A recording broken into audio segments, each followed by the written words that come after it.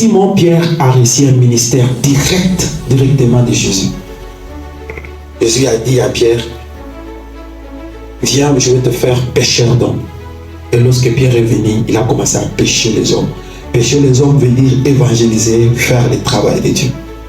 Alors ici, Jésus dit à Pierre, Simon, tu es Pierre, et sur cette pierre, je bâtirai mon église. L'homme a été tiré de la poussière, c'est ce que la Bible dit. Pourquoi Jésus n'a pas dit, Simon, tu es poussière, sur cette poussière, je bâtirai mon église. Mais il a dit plutôt, tu es pierre, sur cette pierre, je bâtirai mon église.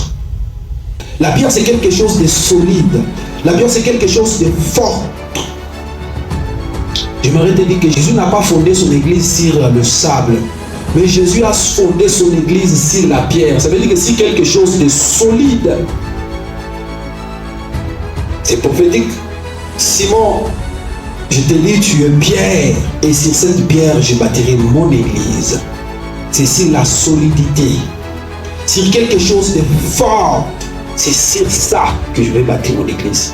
L'église de Dieu n'est pas bâtie dans des choses bidons. C'est pourquoi on a tué des apôtres, on a tué des gens de cette époque pour que la bonne nouvelle ne soit pas annoncée. Mais jusqu'aujourd'hui, l'évangile continue toujours à être prêché. Pourquoi? Parce que l'église n'a pas été fondée sur les herbes. L'église n'a pas été fondée sur les eaux. L'église n'a pas été fondée sur le sable. Pour que lorsque le vent va venir, que le vent secoue le sable et que l'église puisse disparaître. Mais l'église a été fondée sur la pierre, sur quelque chose de stable, sur quelque chose qui était fort. Ah oui, je vais te dire qu'on peut tuer tout le monde, on peut combattre tout le monde, mais l'église de Dieu restera toujours et elle va exister. Moi je te dis, tu es pierre, sur cette pierre, je bâtirai mon église. Sur cette pierre, je bâtirai mon église. Sur quelque chose de stable, je vais bâtir mon église. J'aimerais dire à quelqu'un que l'église de Dieu est bâtie sur quelque chose de stable. L'église de Dieu n'est pas bâtie sur des croyances religieuses. L'église de Dieu n'est pas bâtie sur des mouvements. Viens, venons, on prie. Non. L'église de Dieu est bâtie sur la stabilité, sur quelque chose de solide, un fondement solide. Et le fondement solide, sur ces fondements solides. Et je voudrais te dire, c'est quoi ces fondements solides? Sur cette pierre, je bâtirai mon église. La pierre qu'il était question que Jésus était en train de parler à Simon, cette pierre, c'est la révélation. La révélation. Et ce n'est pas n'importe quelle révélation, c'est la révélation du Fils de Dieu. C'est la révélation de Jésus. C'est pourquoi, bien aimé dans le Seigneur, l'église de Dieu, c'est un endroit où il y a la révélation de Jésus. C'est un endroit où tu entres, tu trouves la révélation de Jésus. C'est un endroit où tu trouves quelqu'un, tu trouves les gens en train de parler de Jésus. Ah là, c'est solide. Une église qui a la révélation de Jésus, elle est solide. Ce n'est pas une église qui a des croyances. Non, notre pasteur a l'argent, il va nous donner de l'argent. Non. C'est quoi votre église? Bon, viens chez nous, notre pasteur, il a de l'argent, il va vous donner de l'argent. Non. Mais viens à l'église, il y a la révélation de Christ. C'est ça la solidité. Parce que l'homme qui a l'argent aujourd'hui peut mourir. Mais Jésus va rester le même. La Bible dit qu'il est le même hier, aujourd'hui et éternellement. Une vraie église, c'est une église où il y a la révélation du Christ. C'est ça la stabilité. Jésus n'a pas dit, je vais bâtir l'église sur Joseph d'Arimathée, parce qu'il est riche, il est fortuné. Je vais bâtir l'église sur Nicodème. Je vais bâtir l'église sur Matthieu qui était là. Je vais bâtir l'église sur des gens. Je vais bâtir l'église sur la mutualité. Je vais bâtir l'église. Non, je veux bâtir l'église sur la révélation, parce que la révélation, elle est stable. La révélation, elle est solide. Lorsque la révélation parle sur ta vie, lorsque Christ parle sur ta vie, c'est solide. Que les gens le veulent ou non, ce que Christ a déjà parlé va finir toujours par arriver. Va finir toujours par arriver. Pourquoi? Parce que la révélation est forte et solide. Amen. Et moi, je dis, tu es pierre. Sur cette pierre, je bâtirai mon église. Amen. Et la pierre en question, c'est la révélation. J'ouvre une parenthèse pour te dire, toi qui es venu dans cette prière ce soir, il faut avoir la révélation. Et t'approche pas à l'église parce qu'on part à l'église. Mais quand tu viens à l'église, il faut avoir la révélation. Et la révélation que je te dis ce soir, de quoi il s'agit? C'est la révélation du Fils de Dieu. C'est la révélation du Christ. Lorsque tu as cette révélation de Jésus, tu n'as pas besoin de regarder à gauche. Tu n'as pas besoin de regarder à droite. Cette révélation va te rendre stable et positionné. Et moi, je dis Dieu, pierre, sur cette pierre, je bâtirai mon église. Le porte du séjour des morts ne prévaudra jamais contre elle. Ça veut dire que la première des choses qui se pose contre la révélation, c'est la mort. C'est pourquoi lorsque l'église est restée, les gens se sont levés, les rois se sont levés pour tuer les apôtres.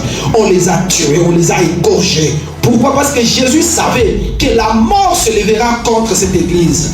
Mais elle n'est pas construite sur les gens, mais elle est construite sur la révélation. Même si vous tuez Pierre, même si vous tuez Paul, même si vous tuez Jacques, l'église qui est fondée sur la révélation va toujours exister et va vivre. Et moi je dis tu es Pierre, sur cette pierre, je bâtirai mon église. Il faut tirer attention, toi qui s'attaques au pasteur. Il faut tirer attention, toi qui s'attaques aux hommes de Dieu. Il faut tirer attention, toi qui s'attaques aux choses de Dieu. Il faut tirer attention. Parce que tu crois que c'est aux hommes que tu t'attaques. Non, tu es en train de s'attaquer à Dieu. C'est poussé par l'Esprit de Dieu que les hommes ont pu parler de la part de Dieu. Et ce n'est pas par l'argent, ce n'est pas... Non, c'est par l'Esprit de Dieu que les gens ont pu parler de la part de Dieu. C'est pourquoi Jésus avait dit à Pierre, lorsque Pierre a donné réponse, il dit, et moi je dis Dieu, Pierre, sur cette pierre, je bâtirai mon église. Tu es Pierre. Je me fais comprendre. Ça veut dire que l'église, c'est l'église de Jésus. Je bâtirai mon église sur la révélation, sur quelque chose de stable. Je te dis qu'on ne te décourage pas. Il y a quelqu'un ce soir qui s'inquiète, qui dit, bon, moi... Il y a des gens qui se moquent de moi parce que je parle souvent des révélations. Oh non, Dieu m'a dit, il va bénir ma vie. Dieu m'a dit, je vais aller de l'avant. Comment je peux dire ça? Il y a des gens qui te critiquent parce que tu marches avec la révélation. Je voudrais te dire, bien-aimé dans le Seigneur, la révélation, c'est quelque chose de stable. Ce n'est pas quelque chose de faible. Ce n'est pas quelque chose aussi qui bouge. La révélation du Fils de l'homme, elle est stable. Elle reste. Si Christ a parlé sur ta vie, c'est de cette manière qu'il a dit que tu verras s'accomplir. Et moi je dis, tu es Pierre. Sur cette pierre, je bâtirai mon église. C'est la révélation que l'église est bâtie. C'est pourquoi chaque fois quand tu viens ici, regarde Jésus. Bon, ne te donne pas aux choses. Ne dis pas, bon, quand je vais là-bas, tout ça. Bien aimé, il faut avoir la révélation du Fils de Dieu. Pourquoi les autres apôtres n'ont pas eu cette révélation? Pourquoi Jacques n'a pas eu la révélation de l'église? Pourquoi André n'a pas eu ça? Pourquoi Barthélemy n'a pas eu ça? Pourquoi Matthieu n'a pas eu ça? C'est seulement Pierre. Pourquoi? Ça, c'est une question à se poser. Pourquoi les autres n'ont pas eu la révélation de l'église? Seulement Pierre. Pourquoi? Parce que Pierre a été destiné pour ça. Parce que Pierre a été choisi de le ventre de sa mère. Parce qu'avant que Pierre soit formé dans le sein de sa mère, Dieu le connaissait et Dieu l'avait déjà consacré pour ça. C'est pourquoi si vous lisez bien, vous allez comprendre que Pierre était beaucoup combattu. Au point même, Jésus a prié pour lui. Il a dit, Pierre, j'ai prié pour toi. Satan te réclamait, mais j'ai prié pour toi. Pourquoi? Parce que Satan connaissait déjà la destinée de Pierre. Satan connaissait déjà que Pierre, en lui, il avait l'étoile, il avait la paix de Dieu. Il faut tirer attention. Si tu es dans ta famille beaucoup combattu, des gens te combattent. Tu as beaucoup de combats. Des fois, tu te poses la question, pourquoi je suis combattu? Pourquoi ces combats ne s'arrêtent pas? Pourquoi toujours moi? Tu te poses des questions, 1000 questions. Mais la réponse est que parce que tu es choisi par Dieu. Celui qui est choisi par Dieu a beaucoup de combats. C'est pourquoi Pierre était combattu. Jésus a dit, Pierre, Satan te réclamait, mais j'ai prié pour toi. Parce qu'en lui, il y avait la révélation de l'église. En lui, Dieu avait déjà choisi Pierre pour fonder son église. C'est ça. Dieu avait déjà choisi Pierre pour fonder son église. C'est pourquoi il était combattu. Satan les cherchait. Satan l'attaquait. Il était trop combattu. Et Jésus avait prié pour lui. Alors la réponse à tes questions, peut-être tu vois des choses qui ne marchent pas. Tu vois des choses qui n'avancent pas. Tu te poses des questions. Pourquoi toujours moi? Pourquoi toujours moi? Pourquoi? Parce que la réponse à cette question, parce que c'est sur toi que Jésus va commencer une nouvelle histoire pour ta famille. C'est sur toi que Jésus va faire quelque chose. C'est sur toi que Jésus va bénir cette génération. C'est sur toi que Jésus va commencer une nouvelle histoire. La révélation du Fils de l'homme. Si vous remarquez bien, lorsqu'on a arrêté Jésus, Pierre, il avait la révélation. En lui, l'amour était là. Il avait vraiment l'amour pour Dieu, pour les choses de Dieu. Mais Satan n'était pas loin de lui. Alors, le gars a renié même Jésus. Il a renié Jésus devant une femme. Est-ce que tu étais avec lui? Non, moi je ne le connais pas. Moi je ne le connais pas. Il a renié Jésus. Il a renié Jésus. Ah, quand Jésus était là, il a regardé et dit, bon, Pierre, toi qui as aussi une grande destinée. Mais il a renié Jésus. Et après, qu'est-ce que Jésus a fait? Jésus n'a pas laissé Pierre. Pourquoi? Parce que Pierre avait une grande destinée. J'aimerais te dire, même tes péchés, même tout ce que tu as fait, Jésus ce soir te cherche. Il a encore besoin de toi.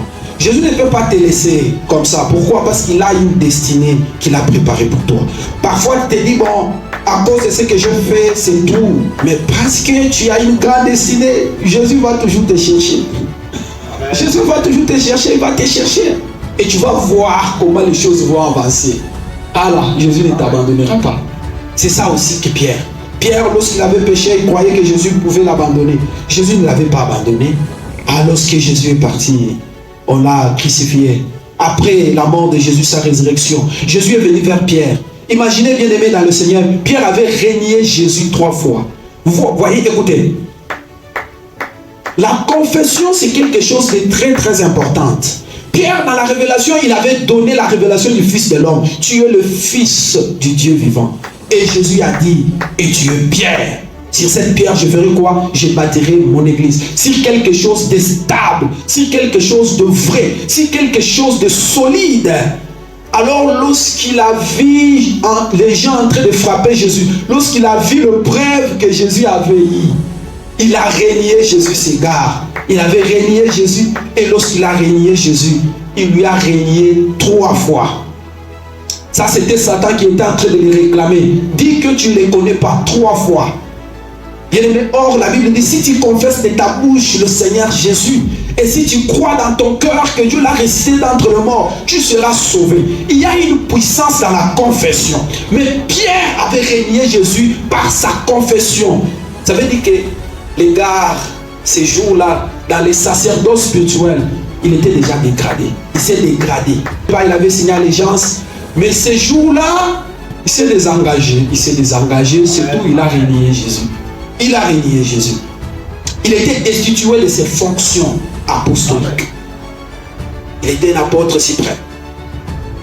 Je dis souvent aux gens, c'est vrai, on parle de l'apôtre Paul a dit, l'apôtre Paul a dit, mais l'église n'a pas été fondée sur Paul. L'église a été fondée sur Pierre. Ah oui.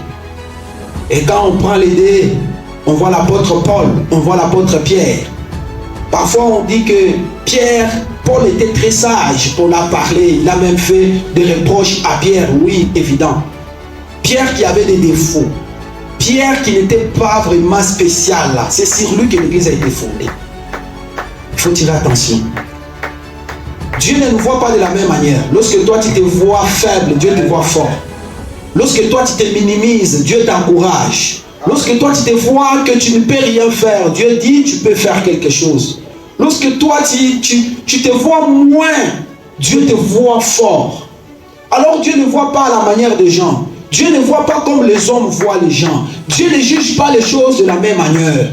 Alors Pierre avait beaucoup de défauts. Voire même devant Jésus, il a régné 3 fois. Mais c'est sur lui que l'église a été fondée. Pourquoi, bien aimé dans le Seigneur, les choses de Dieu, ce n'est pas parce qu'on est amis. Moi, je peux devenir pasteur, toi si tu deviens pasteur. Non. Les choses de Dieu ne commencent pas comme ça. Les choses de Dieu, c'est avant que tu sois formé dans le sein de ta mère. Dieu doit te choisir là-bas. C'est là que les choses commencent. Alors ce que nous sommes aujourd'hui, nous sommes en train de vivre la rediffusion de ce qui a été déjà existé. Alors la révélation, c'est quelque chose de stable. Pierre a été destiné malgré ses défauts. Pierre a été destiné malgré ses incompétents. Mais il a été destiné et qualifié par Jésus. C'est pourquoi lorsque Jésus est revenu, il n'est pas allé chercher Jean, Jésus n'est pas... Il est parti directement vers Pierre. Amen. Écoutez, les gars, il avait confessé 3 fois qu'il ne connaissait pas Jésus. Il s'était destitué. Amen. Il s'est désengagé. Mais Jésus est venu vers lui. Il dit à Pierre, Amen. Pierre, m'aimes-tu? Pierre dit, Seigneur Jésus, je t'aime. Jésus pose encore la question à Pierre. Pierre, est-ce que tu m'aimes? Pierre répond encore pour la 2e fois. Seigneur, tu sais, je t'aime. Et la 3e fois, pourquoi? Parce que Pierre avait renié Jésus 3 fois. Il faut que Jésus vienne encore pour l'encourager, pour le fortifier. Ah oui, je prie par le Saint-Esprit que Jésus te fortifie. Parfois, il y a des choses que tu veux faire pour Jésus, mais Satan t'a déjà piégé. Tu t'es vu coincé. Et comme déjà Satan t'a déjà piégé, tu t'es dit, bon, je veux faire quoi? J'avais déjà renié que Jésus n'existe pas. Là, maintenant, je vais faire quoi? Mais j'aimerais te dire, au nom de Jésus, que Dieu te relève, que Dieu te donne la force, que Dieu te donne la puissance. Et je crois par le Saint-Esprit, tu vas y arriver. Ah oui. Et moi, je dis, tu es Pierre. Sur cette pierre, je bâtirai mon église. Le diable peut se lever en vain, il se lèvera. L'amour de Dieu se répandra davantage dans nos cœurs. La référence idéale. Alléluia. Oh, crois-moi, Jésus t'aime. Jésus, la référence.